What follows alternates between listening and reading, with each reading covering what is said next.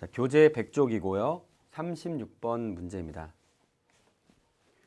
자, 윗마을에 사는 남자는 참말만 하고 여자는 거짓말만 한다. 아랫마을에 사는 남자는 거짓말만 하고 여자는 참말만 한다 라는 문두 조건이 상당히 중요한 문제였습니다.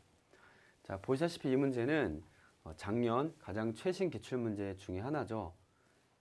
34번 문제였고요. 정답률이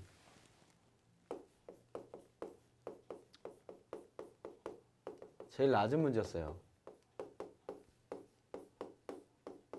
네, 24.1%인데 언어 논리 시험에서 24.1%는 정말 낮은 정답률입니다.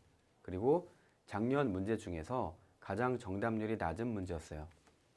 왜 정답률이 낮았을까를 제가 생각해 봤는데 바로 이 문두 조건을 열심히 안 봤기 때문이다 라고 생각을 해요. 앞에 조건은 분명히 봤겠죠.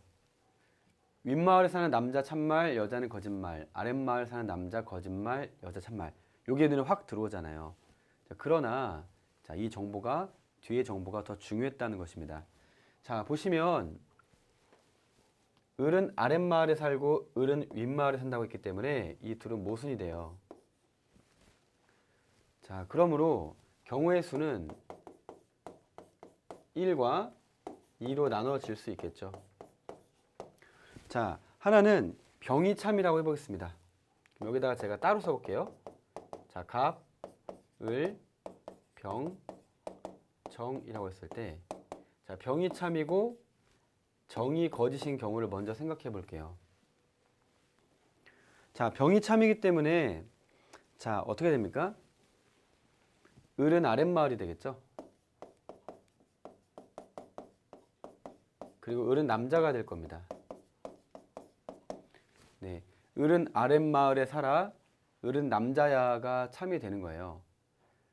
그러면 지금 을이 참말을 하게 되는 거죠.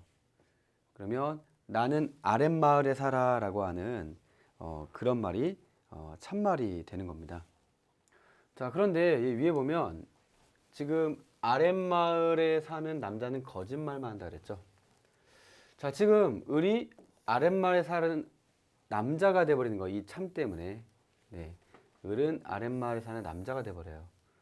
자, 여기가 참이고 거짓일 때. 근데 얘가 아랫마을에 산다라고 말하면서 얘가 참을 말해버리게 되는데 아랫마을에 사는 남자는 거짓말을 해야 된다는 이 조건.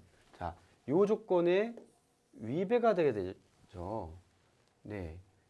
그래서 이 경우 성립하지 않는구나. 이렇게 된다는 얘기예요. 그럼 나머지 한 경우수, 즉 갑과 을과 병과 정이 있는데 이번에는 정이 참이고 병이 거짓이 되겠죠. 자, 병이 참입니다. 정이 참이요. 정이 뭐라고 했냐면 을은 윗마을에 살아 병도 윗마을에 살아 이 말이죠. 자, 그러면 을이 윗마을이 되고 병도 윗마을이 된다. 됐죠? 자, 제가 이 문제를 시작할 때 뭐라고 했냐면 자, 윗마을 사람 2명이고 아랫마을 사람 2명이라고 했어요. 자, 그렇기 때문에 지금 이것이 참이라고 하면 정이 참이라고 하면 윗마을 2명이 확정이 됐기 때문에 나머지 두 사람은 아랫마을이 될 수밖에 없는 거죠. 그래서 갑 아랫마을, 정도 아랫마을이 된다라는 것이에요. 자, 이쯤에서 답이 나와버립니다. 왜냐하면 갑은 윗마을이 아니에요. 갑과 을은 자, 아랫 윗이니까 같은 마을이 아니게 되죠. 을과 병은 오히려 같은 마을이었으니까 다른 마을이 아니게 되죠. 자, 을병정 가운데 둘은 윗마을이지 아랫마을이 아니에요. 그래서 1, 2, 3, 4가 다 틀려서 답은 5번이 됩니다. 이렇게 푸는 문제예요. 마저 5번을 주관식 스타일로 풀어보면요. 자, 윗마을에 사는 남자는 참말만 하고 했는데 일단 갑이 아랫마을인데 자, 나는 아랫마을에 살아 했으니까 여기는 참이 되겠죠. 그리고 을이 윗마을인데 나는 아랫마을 살아 했으니까 거짓이 되니까 이렇게 참거짓 여부도 다 정해졌어요. 자, 아랫마을에 사는 여자가 참말하니까 여자가 되고, 윗마을에 사는데 거짓말을 하는 것도 여자죠. 또 윗마을에 그럼 뭐 윗마을 거짓이니까 여기 둘 다 여자가 되고, 그 다음에 아랫마을의 참말은 역시나 여자였죠. 아랫마을 참, 아랫마을 참. 네, 이렇게 짝이 되는 거긴 하죠. 자, 그래서 자, 4명 다 여자가 됩니다. 그래서 5번, 이 대화에 참여하고 있는 이들은 모두 여자다 라는 5번이 답이 되고 반드시 참이 되는 것이었죠. 자, 어떻습니까? 지금 문제를 쭉 살펴봤는데, 이렇게 우리가 복기를 할 때, 자, 이 문제에서 제일 중요한 부분이 얘가 아니라 얘였던 거죠.